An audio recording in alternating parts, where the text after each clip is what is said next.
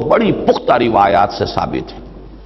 یہاں تک کہ اس کے بارے میں یہ کہا گیا تواتر سے ثابت ہے کہ سحر کیا گیا اور اس کے اثرات کچھ ہوئے۔ تفاصیل میں پھر جو دوسرے درجے کی احادیث ہیں سند کے اعتبار سے، اس میں بڑی تفصیلات بھی آئی ہیں۔ وہ جو صحیحین کی روایات ہیں ان میں وہ تفاصیل موجود نہیں ہیں، لیکن یہ کہ اصولی طور پر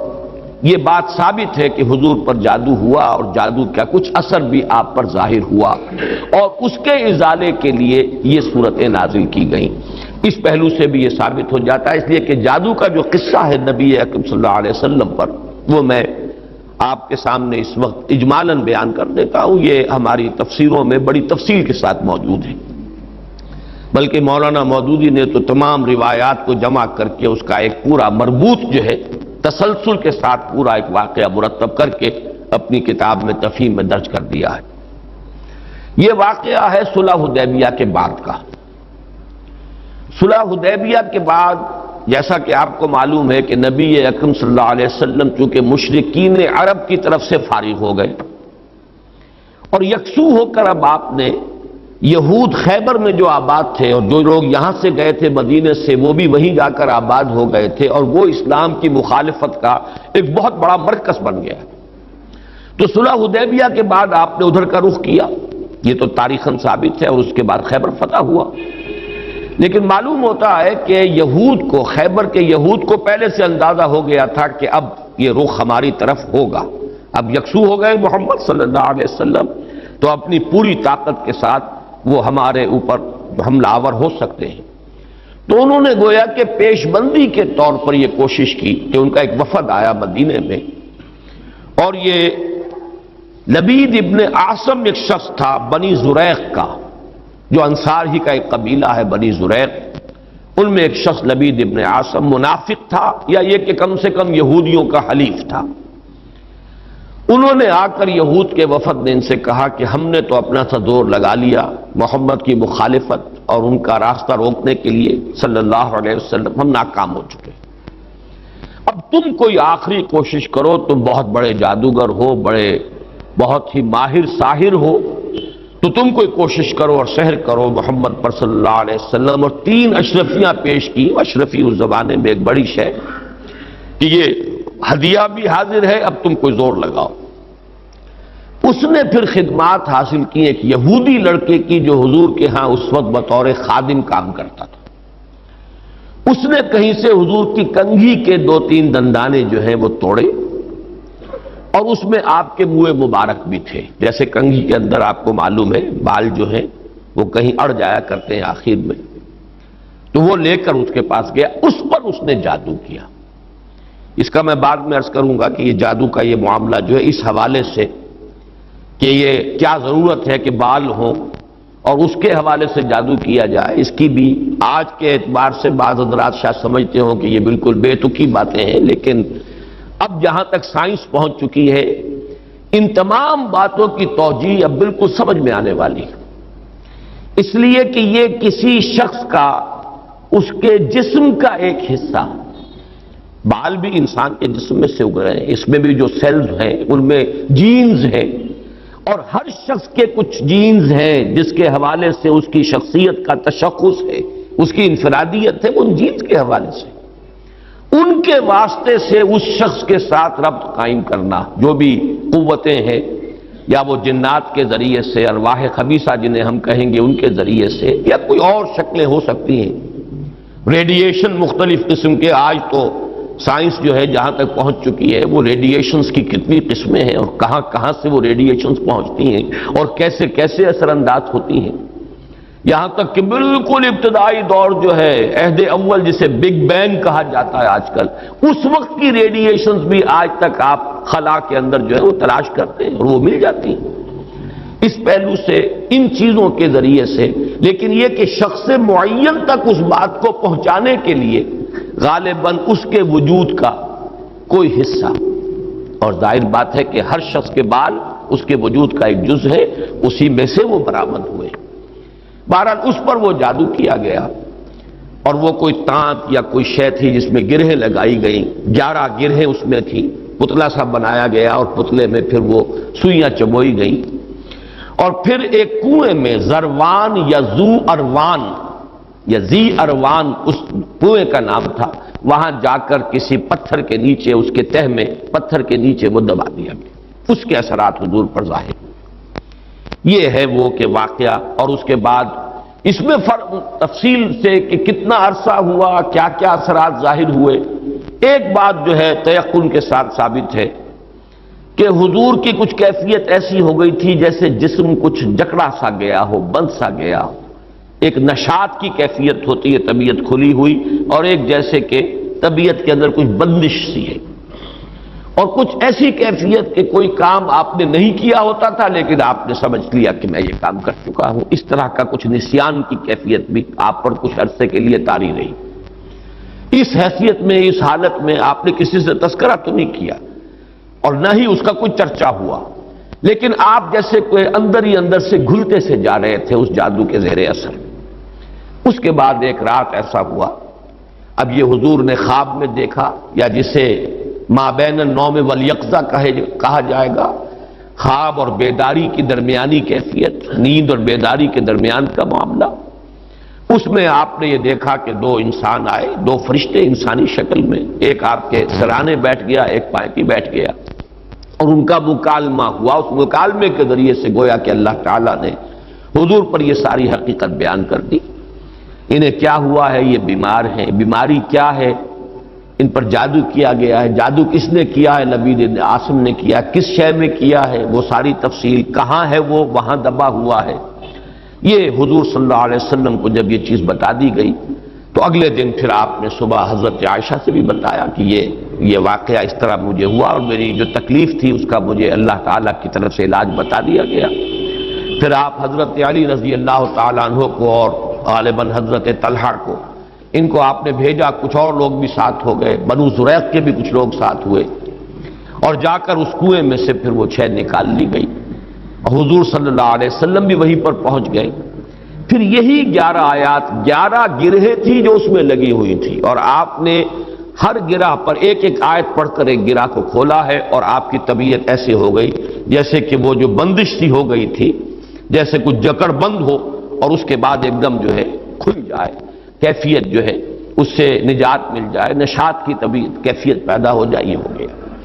یہ واقعہ ہے کہ جو حضرت عائشہ رضی اللہ تعالی عنہا سے، حضرت زید ابن ارقم سے رضی اللہ تعالی عنہ، حضرت عبداللہ ابن عباس سے رضی اللہ تعالی عنہما، اجمال کے ساتھ، اختصار کے ساتھ تو صحیح بخاری، صحیح مسلم اور مسند احمد اور تمام کتابیں جو ہیں ان کے اندر یہ واقعہ موجود ہے۔ البتہ یہ کہ صحیحین میں جو روایت ہے وہ بہت اجمالی ہے، جبکہ یہ تفاصیل جو ہیں زیادہ، اور جنہیں زیادہ ان تفاصیل کی سے شوق ہو اور کوئی دلچسپی ہو تو وہ مولانا مودودی صاحب کی تفہیم میں دیکھ لیں، اس میں یہ کہ زیادہ تفاصیل ہے، لیکن یہ تفاصیل صحیحین کی روایت میں نہیں، اس میں اصولاً بات ثابت ہے کہ حضور پر سحر ہوا اور سحر کے یہ اثرات ہوئے، اور اس کے بعد اس طریقے سے وہ سحر جو ہے اس کے اثرات ظاہر کیے گئے۔ ایک تواتر کے ساتھ جو ہمیں روایت ملتی ہے کہ یہ حضور صلی اللہ علیہ وسلم پر جب سحر ہوا ہے اس وقت یہ صورتیں نازل ہوئی ہیں، اور حضرت جبرائیل علیہ السلام نے یہ تلقین فرمائی کہ ان آیات کے ذریعے سے آپ اس سحر کے اثر کو زائل کریں، چونکہ ان میں ایک آیت موجود بھی ہے وَمِن شَرِّ النَّفَّاثَاتِ فِي الْعُقَدِ، تو اس کے حوالے سے اس میں ایک ربط بھی قائم ہوتا ہے، وَمِن شَرِّ النَّفَّاثَاتِ فِي الْعُقَدِ، اور پھونک مارنے والیوں کی شر سے کہ جو گرہوں پر، عقدوں پر پھونک مارتی ہیں۔ یہ ہے وہ جادو اور ٹونے کا معاملہ، جادو، ٹونا، ٹوٹکا۔ اس میں نفاسات کیوں آیا؟ جادوگر تو مرد بھی ہوتے ہیں، عورتیں بھی ہوتی ہیں، اس کے بارے میں مختلف تعبیرات کی گئی ہیں، چونکہ ان کے نفوس کی یہ شرارت ہے لہذا نفس کی طرف نسبت دیتے ہوئے اسے مؤنث بنایا گیا، یا چونکہ ان کی جماعتیں ہیں، ان کے گروہ ہیں، لہذا ایک جماعت کے لیے لفظ مؤنث کہا جاتا ہے عربی زبان میں، تو شاید اس کے اعتبار سے نفاسات کہا گیا۔ ایک رائے یہ بھی ہے کہ عاصم ابن لبید کی بہنیں اور بیٹیاں خاص طور پر ماہر تھیں، اور جو جادو اس نے کیا حضور صلی اللہ علیہ وسلم پر اس میں وہ بھی شامل تھی، اس لیے شاید یہ نفاسات کا لفظ آیا ہے۔ بہرحال اس پر ہمارے تمام مفسرین کا اجماع ہے کہ اس سے مراد ہے جادو کے لیے، ٹونے کے لیے، ٹوٹکے کے لیے کچھ پھونک پھونک کر گرہوں پر پھونکے مارنا اور گرہ لگانا۔ عقد یہ جمع ہے عقدے کی، عقدہ کہتے ہیں گرہ، تو عقدہ جمع اس کی عقد، گرہوں پر پھونکے مارنے والیوں کے شر سے رب الفلق کی پناہ میں آتا ہوں۔ یہ معاملہ جو ہے میں چاہتا ہوں کہ ذرا ایک اس کی لغوی بحث سمجھ لیجئے، نفس کسے کہتے ہیں۔ اب یہاں بھی آپ دیکھیں گے نفس اور نفخ، نفخ قریب ہے، یہ نفس سا جب آئے گا تو وہ سین نہیں ہے، ویسے تو لفظ نفس بھی اس کے قریب ہے، نفس تنفس سانس لینا، سانس میں بھی یہ ہوا جو ہے اندر جاتی ہے باہر آتی ہے، لیکن نفخ کے معنی پھونک مارنا۔ نفخ اس کو کہتے ہیں پھونک کو جس کے ساتھ کوئی تھوک وغیرہ شامل نہ ہو۔ نفس وہ ہے جو زور کے ساتھ پھونکا جائے، پھونک ماری جائے تو کچھ نہ کچھ لعاب جو ہے اس کے ساتھ شامل ہو جاتا ہے۔ تفل کہتے ہیں باضابطہ پھونکنے کو۔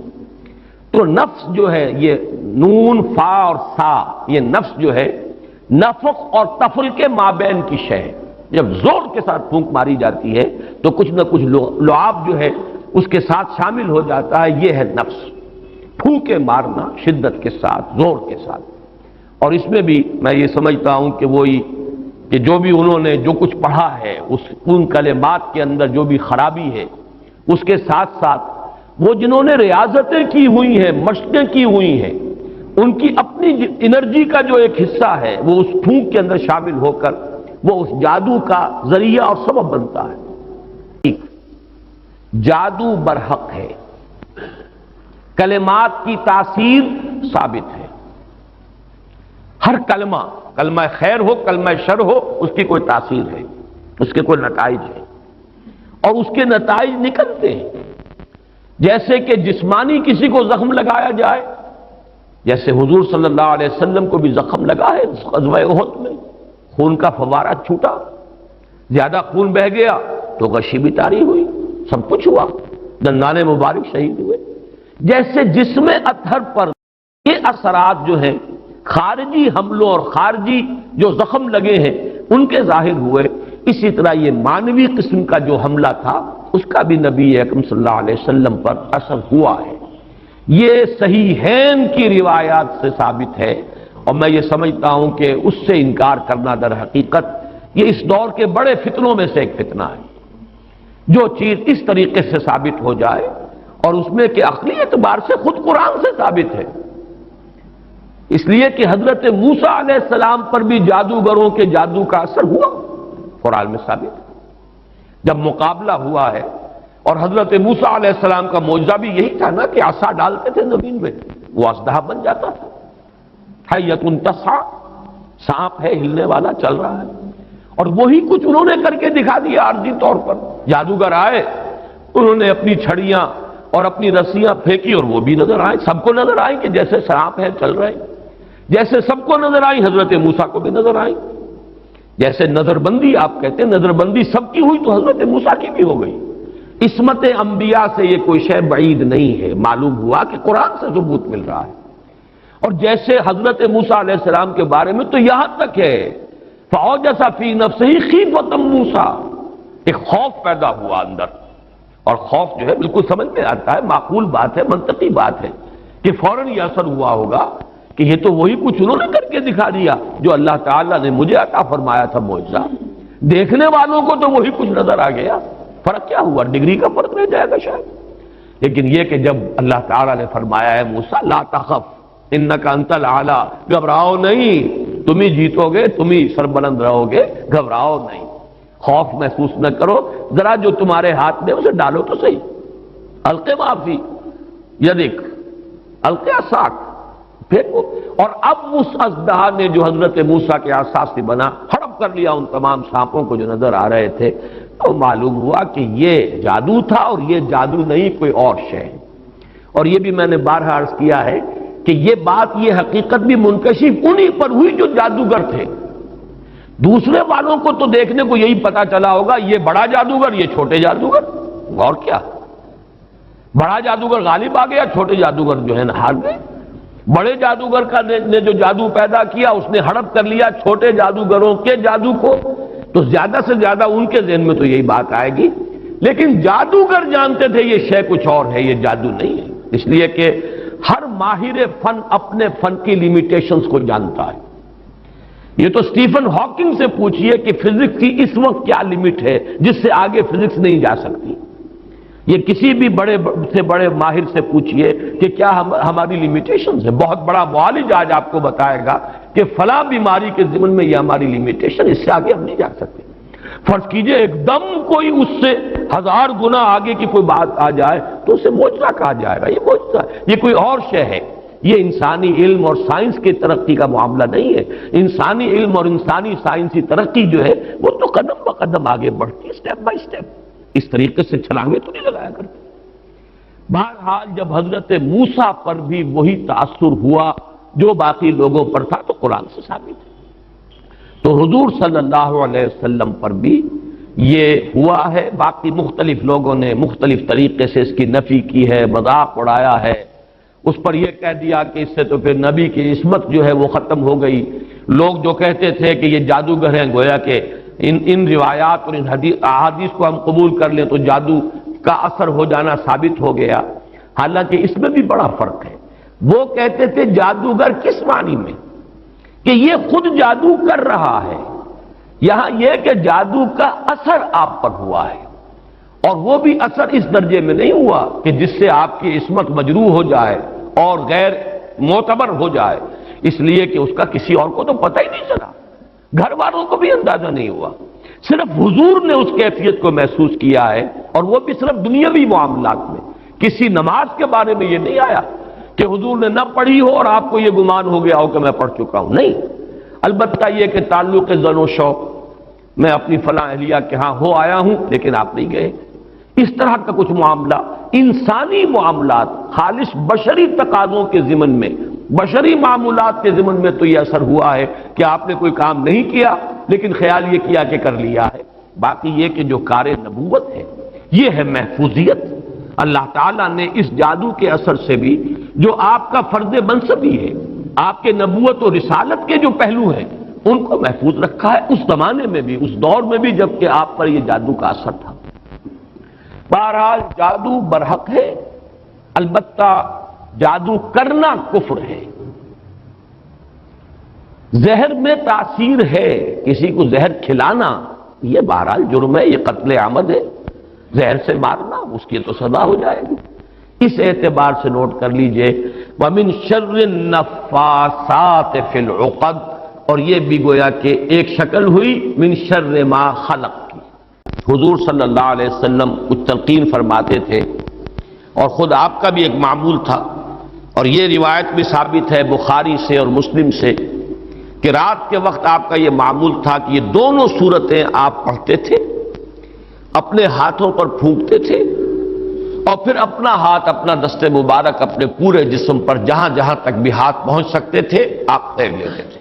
یہ رات کو سوتے ہوئے آپ کا معمول تھا، یہاں تک کہ مرض وفات میں جب آپ پر نقاہت بہت زیادہ طاری ہو گئی تو ایسا بھی ہوتا رہا ہے کہ